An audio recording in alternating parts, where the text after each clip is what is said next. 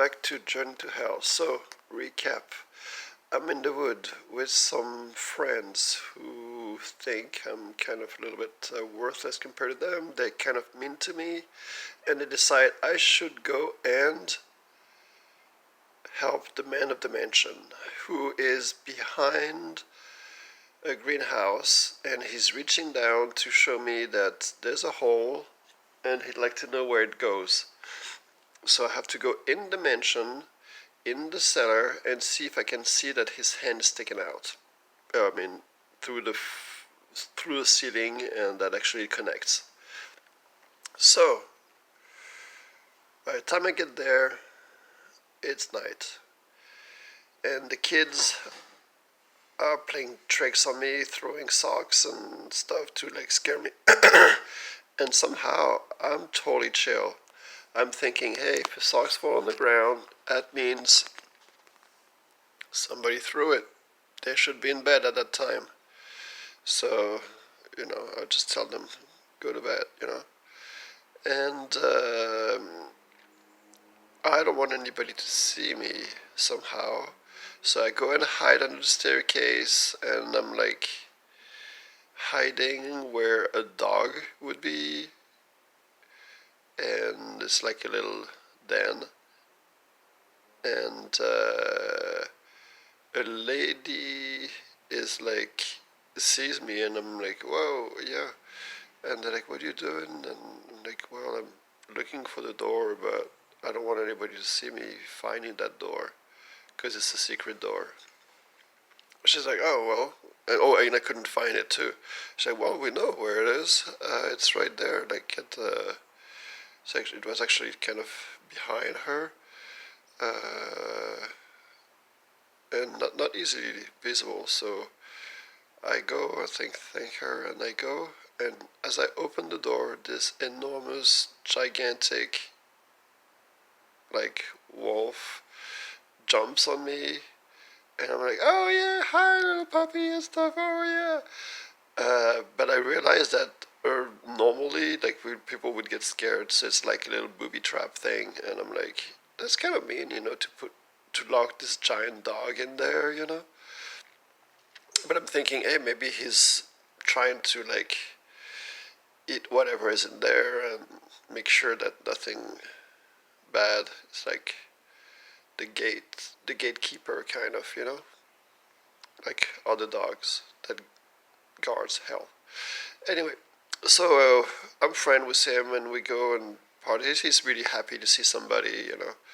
And I'm looking everywhere for that hand sticking out, and I'm not seeing anything.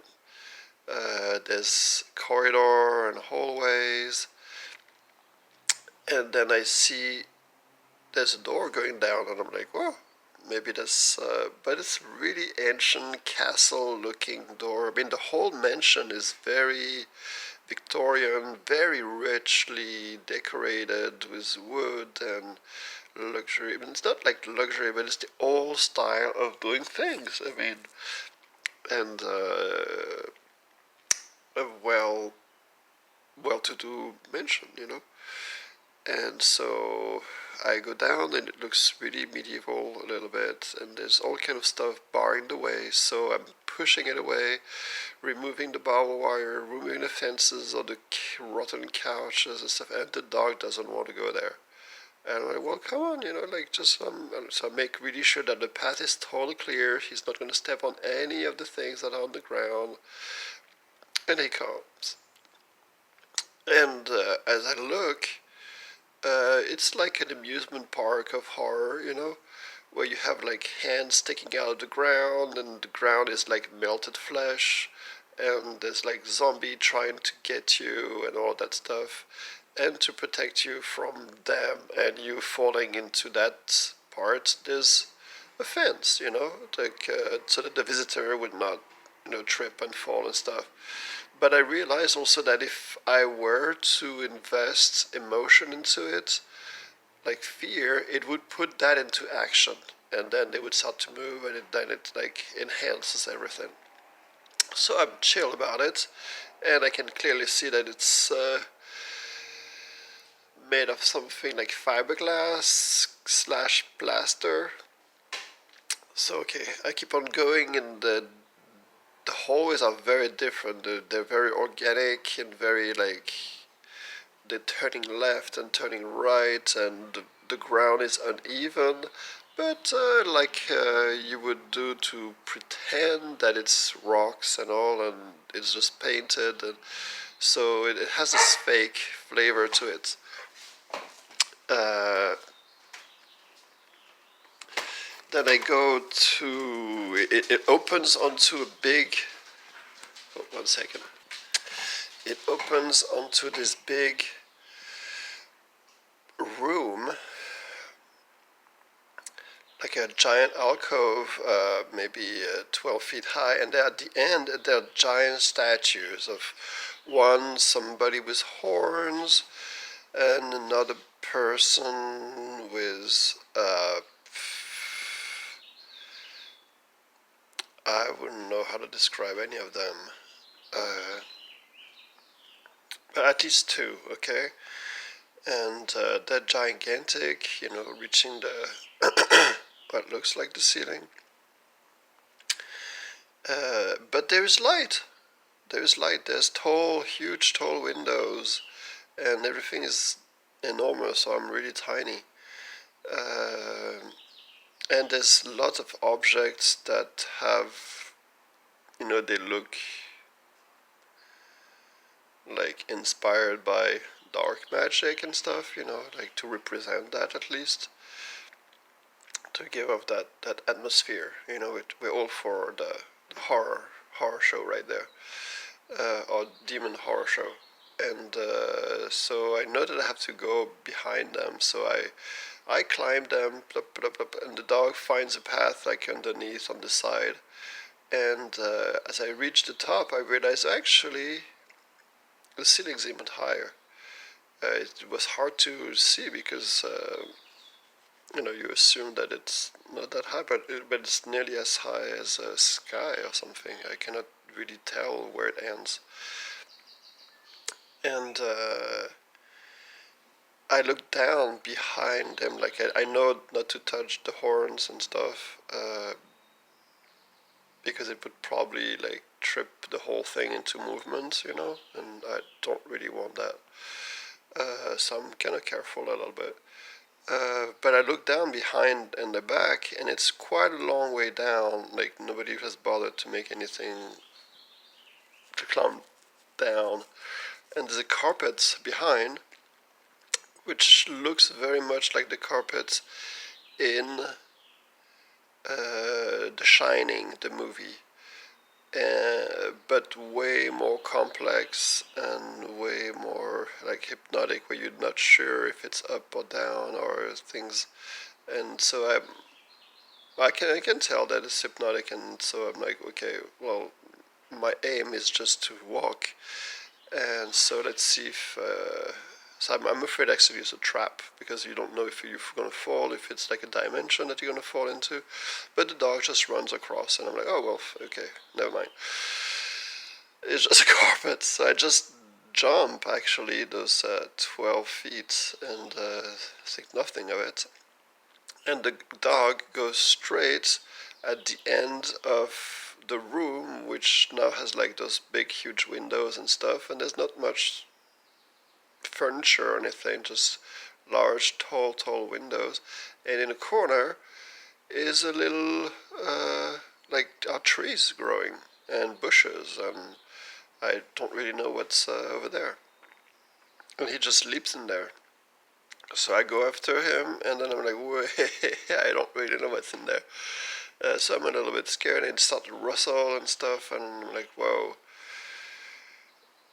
But I try to calm myself, it's just bushes, and so I look, and I see the dog, who is, like, his eyes are popping out of his head, and his claw and his fangs, and his, like, transforming, and it's like a werewolf, and I'm, oh, whoa. So I wipe the eyes, and I'm like, okay, yeah, we're gonna be going with the eyes, the scary face. I remove that. The arms, nope, you have a little paws, and I'm cleaning him up basically. And then I see that actually what he's trying to get or after is like a pearl or a sphere that's transparent, but everything is like a little bit weird around it. Uh, and so I try to like go and get it. My hand comes apart, like the all of the flesh like unfolds in front like a flower, and the all of the nerves and the how do you call that of my arms and the muscles start to uh, curl in some weird ways, and the bones, and I'm like, woof, this is intense, you know. Uh, and the dog also is like transforming, and I'm like, okay, so I'm trying to like, okay, the arm, let's put it back together the way it's supposed to be, and all of that, you know, just. But it's kind of, I can feel it's a little bit intense, you know. And then I grab the dog, and I don't really know what to do with that pearl. I'm trying to get it, so I'm carrying it, but I don't see my hand anymore because it just has opened into this crazy flower. So at the end of the flower, there's this ball. I mean, flower flesh, and this ball. I'm trying to like put it back together. So I'm walking, and I know I have to like climb the back of those demon figures. And I'm like, how am I gonna do that? And so I just grow some nice long legs and hop. I just like walk over there, whoop, just like that, no problem at all. And I'm walking again, but again the wolf is transforming, and so I'm like, okay, we clean, and all that stuff. My hands, and the ball is now like close to my chest, so that part is starting to transform also, and the whole room is transforming. When I mean transforming, it means that it's what it's made of starts to become like melted cheese, you know, and stringy, or just life of its own type of thing. And there's like, yeah, it's just everything becomes rubbery, and start to flop around, but at the same time, you know, opens up and closes, and so it's very intense.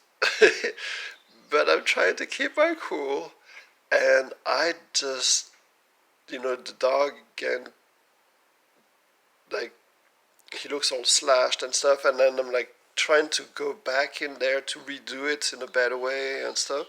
So I'm a little bit in a loop,